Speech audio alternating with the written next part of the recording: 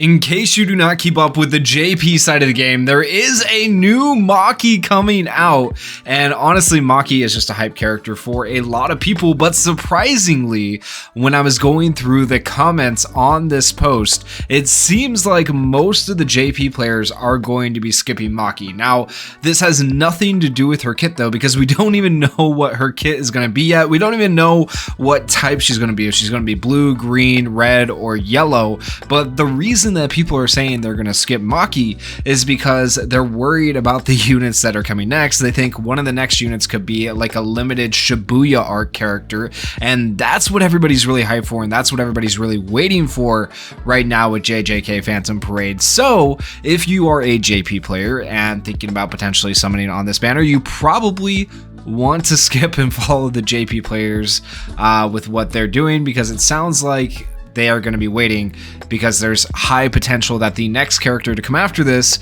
is going to be a Shibuya arc character. Hopefully, I know people are kind of still waiting around. They thought Shibuya would be rolled out a little bit faster than it has been rolled out, but it makes sense that it is taking a minute, because they don't want to, go too fast and then be done with Shibuya arc before the anime is even returned or anything like that. So it kind of makes sense with what they're doing. Also, there is this new recollection in the game as well. So what are people predicting for this MAKI? So I went to the JP database website and took a look kind of at what they were thinking. So they're thinking MAKI is either going to be a yellow type character and fit onto this yellow type of team. They're saying that this is probably going to be the best yellow team to run with MAKI and use her as a main damage dealer. She is going to be an attacker type unit.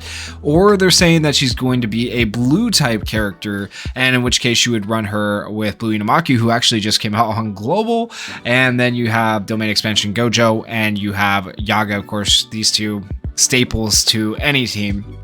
So that makes a lot of sense. But blue type or yellow type is kind of what people are leaning towards for the new MAKI. And then memory wise, it's one of these two memories. It's the new Tofuku exchange memory, which is going to increase the taijutsu damage, and it's also going to give extra crit rate. Or it's going to be the like-minded sisters memory right here, which is going to give you extra taijutsu damage and what is it? Crit. I can never remember off the top of my head. It's every time you land a crit, I think you get extra ultimate gauge. That's what it is. Yeah, there we go. So they're thinking that's what it's going to be. It's going to be one of those two teams, and it's going to be one of those two memories or recollections that you're going to be running on her to really optimize her performance in the game. Now, just to add to this, to take a look at the global database, I kind of like the way global has this laid out, because you can see how many of each type of SSR character there are. So right now we have 3, 6, 9, 10, 11 red characters. If we go to blue, blue is kind of stacked. We have 3, 6, 9, 12, 13 blue characters. So I don't know what the likelihood of her being blue is, but like, I feel like it's a little bit lower, just because of how many blue characters we have in the game. And then if we go to green, 3, 6, 9, 12 in total green characters, but we did just recently have 2 green characters released, right, with Miwa and with Mekamaru, so I don't know what the chances are of them releasing green. Also, there's already a green SSR MAKI in the game, so going back to red, actually same thing, there's already a red SSR MAKI in the game as well, so I don't know what the chances of either of those are, and that's kind of their reasoning on the JP side of things is that they're saying there's a red MAKI, there's a green MAKI. They probably won't do another one until they filled out like the yellow and the blue, which seems to have been their trends with like, Gojos and whatnot. So that makes sense. It probably is blue or yellow.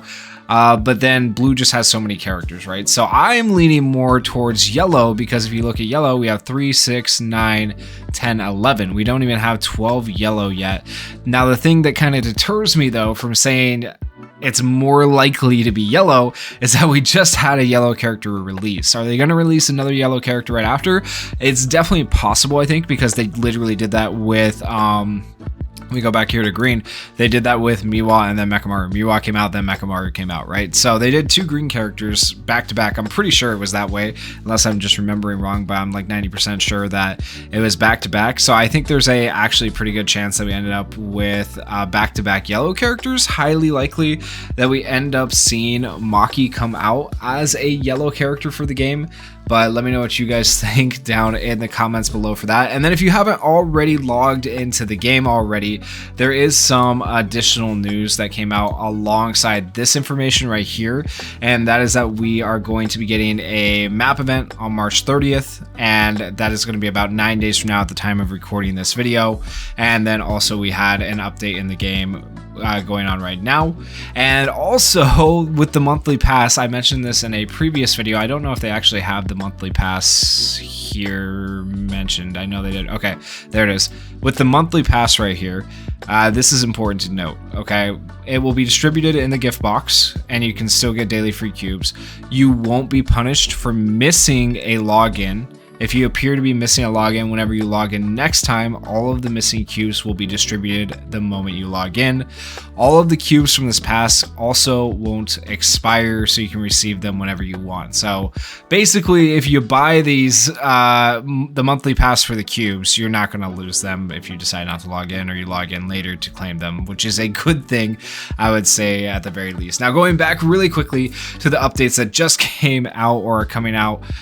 So map event Grand Exorcism Battle Abandoned Village Part 3 came out just now on global. We also got some recollections, okay, and I think the battle report feature is actually out in the game as well, which is nice. So battle report, did they have a picture of that? I think they had a picture here of that somewhere.